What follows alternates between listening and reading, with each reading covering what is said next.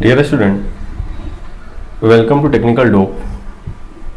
Power system objective series में हम लोग जो है 500 क्वेश्चन का भी सीरीज शुरू किए हैं, जिसमें हमारा मेन टारगेट होगा DFCCIL और PGCIL डिप्लोमा ट्रेनिंग का पेपर। हम लोग जो है ये हमारा 5वां वीडियो है, ऑलरेडी 4 वीडियो अपलोड कर दिया जा चुका है। मेन टारगेट हमारा जो है वो DFCCIL का है और फिर हमारा PGCIL डिप्लोमा ट्रेनिंग के लिए है। आप लोग ये वीडियो को अंत तक जरूर देखिएगा, इसमें बहुत सारा कॉन्सेप्ट का भी डिस्कशन होगा और ऑब्जेक्टिव वहीं सारा क्वेश्चन लिया गया है जो कि एग्जाम में पूछा जाता है। और आप लोगों को देखिएगा, इसमें आप लोगों को बहुत ही फ़ायदा होने वाला है। वीडियो को एंड तक देखिएगा और लाइक कीजिएगा वीडियो पसंद आने पे, और कमेंट करके जरूर बताइएगा कि आपको वीडियो कैसा लगा और नेक्स्ट पार्ट में आपको किस टॉपिक के ऊपर वीडियो चाहिए ये भी बताइएगा, ठीक है। तो आप लोग अगर चाहें तो मेरे टेलीग्राम चैनल से भी जुड़ सकते हैं, जो कि इलेक्ट्रिकल जे करके फेसबुक पेज भी है, elect.ae.je, यहाँ पे भी आप लोग फॉलो कर सकते हैं। हम लोग क्या होता है कि टेलीग्राम चैनल के ऊपर कभी कभी क्विज या डेली क्विज होता है वहाँ पे, उसके बाद से elect.ae.je के ऊपर हम लोग नोटिफिकेशन या कोई भी इंपॉर्टेंट पॉइंट होता है उसको हम लोग वहाँ पे शेयर करते हैं, तो वहाँ पे भी आप फॉलो कर सकते हैं। चलिए हम लोग जो अपना वीडियो शुरू करते हैं। हमारा पहला सवाल क्या है, इसमें पूछा है कि the insulating materials for a cable should have.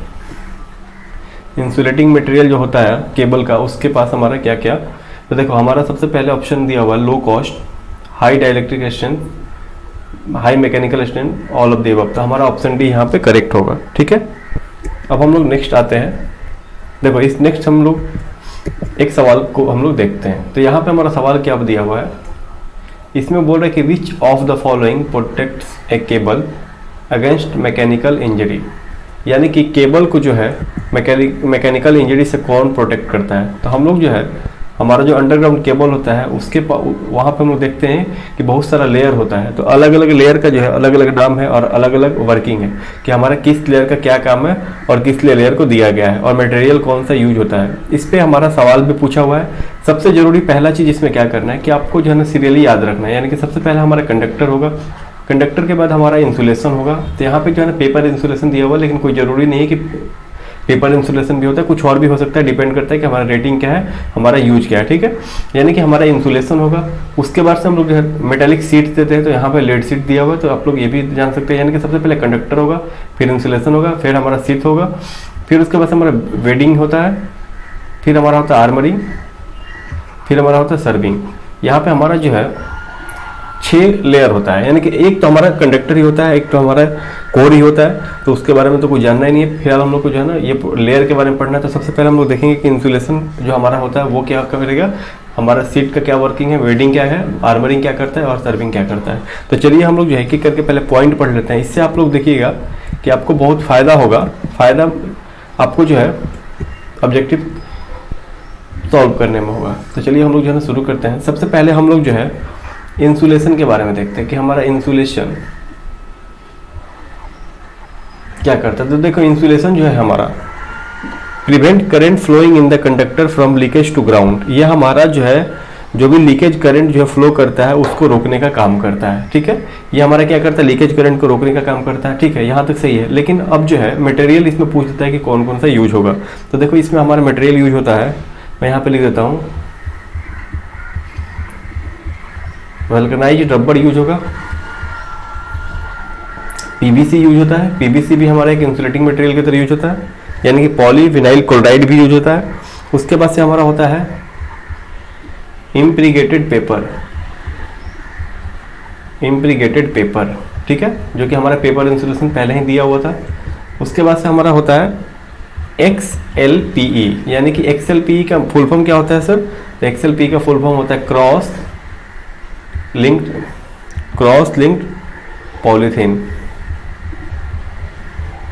ठीक है, क्रॉस लिंक पॉलीथीन XLPE होता है, XLPE, ठीक है। यहाँ पे हमारा इंसुलेशन का बात खत्म हो गया। अब जो है इंसुलेशन के बाद कौन सा लेयर आता है, तो इंसुलेशन हमारा जब हो गया तो इसके बाद हमारा आता है seat.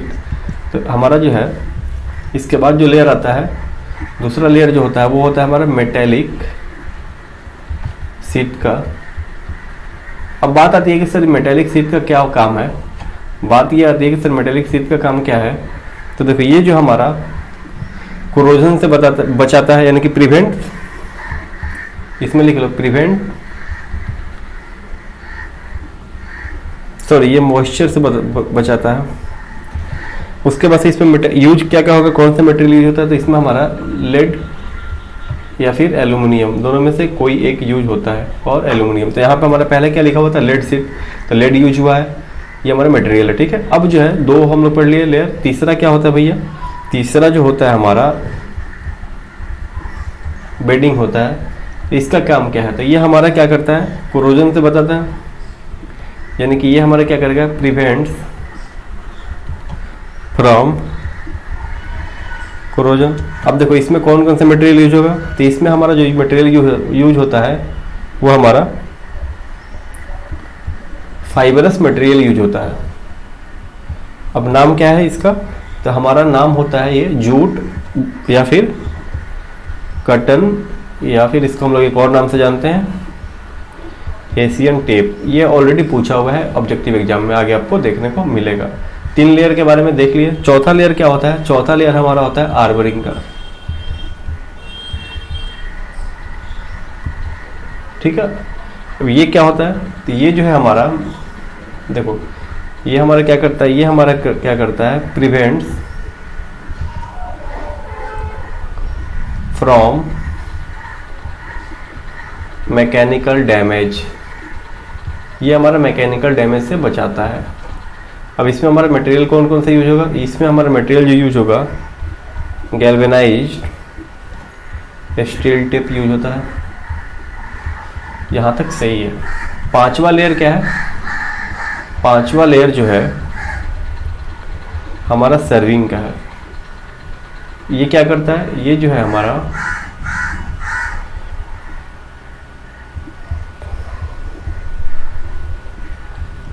Prevent corrosion on surface of armouring, यानी कि आर्मरिंग के सरफेस पे जो कोरोजन होगा वो रोकेगा ये, ठीक है, सर्विंग। अब जो है सर्विंग हमारा, इसमें कौन से मटेरियल यूज होगा, तो सबसे पहले हम लोग एक और जगह देखे थे कि प्रिवेंट कोरोजन, तो बेडिंग में जो मटेरियल यूज होता है वही हमारा किस में होगा, सर्विंग में। तो सेम मटेरियल कौन सा यूज होगा इसमें, बेडिंग वाला, ठीक है। यहाँ तक क्लियर हो गया। चलो यानी कि हमारा 5 लेयर हो गया। सबसे पहले हमारा इंसुलेशन दिया जाएगा, उसके बाद से मेटेलिक शीट देंगे, उसके बाद से बेडिंग देंगे, फिर आर्मरिंग करेंगे, फिर हमारा सर्विंग होगा, ठीक है। पांचों का अलग अलग काम है। अब देखो यहाँ तक सही हो गया। सीरियल वाइज भी याद रख लोगे। सबसे पहले क्या करेंगे, पेपर इंसुलेशन, फिर मेटेलिक शीट, फिर बेडिंग, फिर आर्मरिंग, फिर हमारा सर्विंग। अब हम लोग आते हैं सवाल के ऊपर। हमारा सवाल क्या है, which one of the following protects A cable from mechanical injury. तो मैकेनिकल इंजरी से कौन हमारा बचाता है, ये हम लोग थोड़ी देर पहले ही पढ़े थे। तो हमारा आर्मरिंग जो है मैकेनिकल इंजरी से बचाता है। ऑप्शन सी करेक्ट हो गया। नेक्स्ट सवाल क्या है, which one of the following insulation is used in cable. अब इंसुलेशन के बारे में पूछा था, हम लोगों ने क्या देखा था कि हमारा कौन कौन सा इंसुलेशन यूज होगा, वल्कनाइज्ड रबर यूज होता है, पॉलीविनाइल क्लोराइड यूज होगा, इम्प्रीगेटेड पेपर यूज होगा, क्रॉस लिंक पॉलीथीन यूज होगा। तो हमारा यहाँ पे ऑप्शन डी करेक्ट होगा, यानी कि हमारा तीनों यूज हो सकता है। नेक्स्ट आते हैं, the thickness of the layer of insulation on the conductor in cables depend upon. तो देखो हमारा जो इंसुलेशन का थिकनेस होता है ना किसी भी केबल के ऊपर, वो हमारे वोल्टेज रेटिंग के ऊपर डिपेंड करता है, यानी कि डिपेंड करेगा किसके ऊपर, वोल्टेज के ऊपर। नेक्स्ट आते हैं, the bedding on a cable consist of. तो बेडिंग हमारा, इसमें कौन सा ऑप्शन होगा, तो हम लोग क्या देखे थे, बेडिंग में हम लोग कौन कौन से मटेरियल यूज करते थे, हेसियन टेप था, तो यहाँ पे क्लॉथ लिखा हुआ था, ये भी सही है, और जूट भी था, यानी कि any of the above. Option C हमारा करेक्ट हो जाएगा, ठीक है, ऑप्शन सी हमारा करेक्ट हो जाएगा। नेक्स्ट आते हैं, in a cable immediately above metallic sheath. अब आप लोग बताओ हमारा जो है केबल में मेटेलिक सीट के ऊपर क्या होता है, तो हमारा बेडिंग होता है। ऑप्शन बी हमारा करेक्ट हो जाएगा। थोड़ी देर पहले ही मैंने बताया था, यहाँ पर देख रहे हैं आप लोग। चलो नेक्स्ट सवाल पे आते हैं। इसमें हमारा 3 सवाल है, 1 2 3। तो इसमें हमारा पूछा गया है, cables are used for 132 KV lines. अब 132 केबी लाइंस के लिए हमारा कौन सा केबल यूज होगा, वो यहाँ पे पूछा जा रहा है। तो देखो हम लोग जो है यहाँ पे एक थ्योरी थोड़ा सा देख लेते हैं। तो देखो अकॉर्डिंग टू वोल्टेज हम लोग क्लासिफिकेशन किए हैं लाइंस का, ठीक है। तो सबसे पहले हम लोग पढ़ते हैं, सबसे पहले हम लोग क्या देखते हैं कि हमारा लो वोल्टेज, जिसको हम लोग LT केबल्स भी बोलते हैं, लो वोल्टेज, इसको शॉर्ट फॉर्म में हम लोग क्या बोलते हैं, LT केबल्स। ये जो होता है हमारा अप टू 1 kV तक यूज होता है, ठीक है। दूसरा होता है हमारा हाई वोल्टेज, जिसको हम लोग HT केबल भी बोलते हैं। ये हमारा जो है अप टू 11 kV यूज होता है। तीसरा हमारा होता है सुपर टेंशन, यानी कि HT केबल्स। ये जो है हमारा अप टू 33 kV तक यूज होता है। नेक्स्ट हमारा है extra high tension, extra high tension cables. ये जो हमारा यूज होगा अप टू 66 kV तक यूज होगा। पांचवा है हमारा एक्स्ट्रा सुपर वोल्टेज केबल्स। ये हमारा जो यूज होगा 132 kV तक यूज होगा। देखो आपको तीन चीज याद रखना, पहले लो वोल्टेज, हाई वोल्टेज और सुपर टेंशन। उसके बाद से क्या करोगे, उसके जस्ट बाद वाला में क्या होगा, हाई टेंशन तो होगा, उसके आगे एक्स्ट्रा लगा दोगे, फिर सुपर वोल्टेज होगा, उसके आगे एक्स्ट्रा लगा दोगे। यानी कि ऐसे याद रखने का 1 होगा, फिर हमारा 11 होगा, फिर हमारा 33 होगा, फिर हमारा 66 होगा, फिर हमारा 132। यानी कि हमारा जो पहला होगा LT के लिए होगा, दूसरा होगा हमारा HT के लिए होगा, तीसरा हमारा ST के लिए होगा, चौथा हमारा में क्या करना है, एक्स्ट्रा लगा देना है HT के आगे, HT के आगे क्या करना है, एक्स्ट्रा लगा देना है, ठीक है। तो वैसे आप लोग शॉर्ट फॉर्म में याद रख सकते हो। तो यहाँ पे कौन सा ऑप्शन सही होगा, एक्स्ट्रा सुपर वोल्टेज हमारा होगा, ठीक है। हमारा कौन सा होगा, एक्स्ट्रा सुपर टेंशन होगा हमारा, या फिर ऑप्शन डी हमारा यहाँ पे करेक्ट हो जाएगा, ठीक है। यहाँ तक कोई दिक्कत नहीं है, यहाँ तक कोई दिक्कत नहीं है, ठीक है। अब नेक्स्ट आते हैं। नेक्स्ट हमारा क्या है कि हमारा पूछ रहा है कि कंड्यूट पाइप्स, नेक्स्ट सवाल में हमारा पूछ रहा है कि conduit pipes are normally use to protect, तो अनसीटेड केबल क्या हमारा प्रोटेक्ट करता है। नेक्स्ट सवाल है कि minimum dielectric stress in a cable, minimum dielectric stress in a cable. तो डाइलेक्ट्रिक स्ट्रेस जो है मिनिमम हमारा केबल के ऊपर कहाँ पे होता है, तो हमारा जो है लीड शिफ्ट के ऊपर हमारा क्या होता है, मिनिमम डाइलेक्ट्रिक स्ट्रेस होता है। अब आगे हम लोग डाइलेक्ट्रिक स्ट्रेस के बारे में भी पढ़ेंगे। यहाँ पे देखो मैंने एक पिक अटैच किया है, वो आप लोगों को दिख रहा होगा कि जो है हमारा दिखाया हुआ है कि लो टेंशन केबल कौन सा है, सुपर टेंशन केबल कौन सा है, एक्स्ट्रा सुपर टेंशन केबल कौन सा है, हाई टेंशन सुपर केबल कौन सा है, एक्स्ट्रा हाई टेंशन केबल कौन सा है। तो ये हमारा यहाँ पे दिखाया हुआ है। अब आते हैं हम लोग नेक्स्ट सवाल के ऊपर। यहाँ पे क्या पूछा है कि डाइलेक्ट, यहाँ पे भी दो सवाल है, 1 2, ठीक है। यहाँ पे क्या पूछा है कि डाइलेक्ट्रिक स्ट्रेंथ ऑफ रबड़। तो आप लोग को जो है इसका याद रखना है कि रबड़ का डाइलेक्ट्रिक स्ट्रेंथ जो होता है ना 30 kV/mm होता है, इसको आप लोग को याद रख लेना है, ठीक है। नेक्स्ट आता है कि low tension cables are generally use. तो मैंने पहले भी याद करने का तरीका बताया था कि लिख लोगे पहले 1 11 33, 2 से मल्टीप्लाई 66, 2 से मल्टीप्लाई 132। पहला हमारा LT होगा, फिर हमारा HT होगा, फिर हमारा ST होगा। अब क्या करना है, ये ST को यहाँ से फिर लिख देना है और ये ST को यहाँ पे फिर लिख देना है और दोनों के आगे E लगा देना है, ठीक है। यानी कि हमारा LT के लिए कौन सा होगा, D option, up to 1000 volt. Next आते हैं, यहाँ पे भी हमारा 3 सवाल है। पहला सवाल क्या बोल रहा है कि high tension cables are generally used. High tension cable यानी कि HT केबल के बारे में पूछ रहे थे। HT केबल हमारा अप टू 11 kV यूज होता है, ऑप्शन ए हमारा करेक्ट हो गया। फिर क्या बोला कि the surge resistance of A cable is, तो केबल का जो है इसको भी याद कर लोगे, सर्ज रेजिस्टेंस जो होता है ना हमारा 50 ओम होता है। PVC का फुल फॉर्म सबको पता होता है कि पॉलीविनाइल क्लोराइड हमारा होता है, ऑप्शन ए हमारा यहाँ पे सही हो जाएगा। नेक्स्ट आते हैं, इसमें भी हमारा 3 सवाल दिया हुआ है, देखते हैं। पहला सवाल क्या दिया कि the material for armouring on cable. अब जो है ना हम लोग मटेरियल कौन सा यूज करते हैं केबल के आर्मरिंग में, तो हम लोगों ने क्या पढ़ा था कि गैल्वेनाइज स्टील टेप, तो यानी कि यहाँ पे स्टील भी होगा और गैल्वेनाइज स्टील वायर भी हो सकता है, यानी कि ऑप्शन सी हमारा करेक्ट हो जाएगा, एनी ऑफ द अबव, ठीक है। नेक्स्ट सवाल में क्या बोला कि cables generally use beyond 66 kV। तो हमारा जो केबल होता है अगर 66 kV से ज़्यादा का है तो हम लोग जो है क्या यूज करते हैं, तो हम लोग ऑयल फील्ड केबल का यूज करते हैं, ऑप्शन ए हमारा करेक्ट हो जाएगा।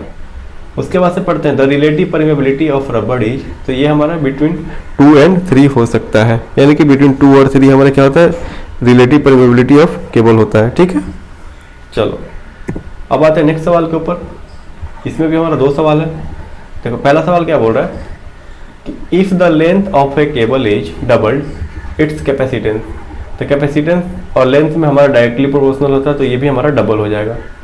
फिर हम लोग क्या पढ़ते हैं कि केबल में हमारा चार्जिंग करंट क्या होता है, तो चार्जिंग करंट हमारा कैपेसिटिव इफेक्ट की वजह से आता है, तो हमारा I C equal to J XC into V हो जाएगा। ठीक है, बाकी हम लोग जो चार्जिंग करंट के बारे में पढ़ेंगे वो उसको अच्छे से डिटेल में पढ़ लेंगे। तो हमेशा चार्जिंग करंट क्या करेगा, चार्जिंग करंट जो है हमारा लीड्स क्या करेगा वोल्टेज को 90 डिग्री से, तो ऑप्शन बी करेक्ट होगा, leads the voltage by 90 degree.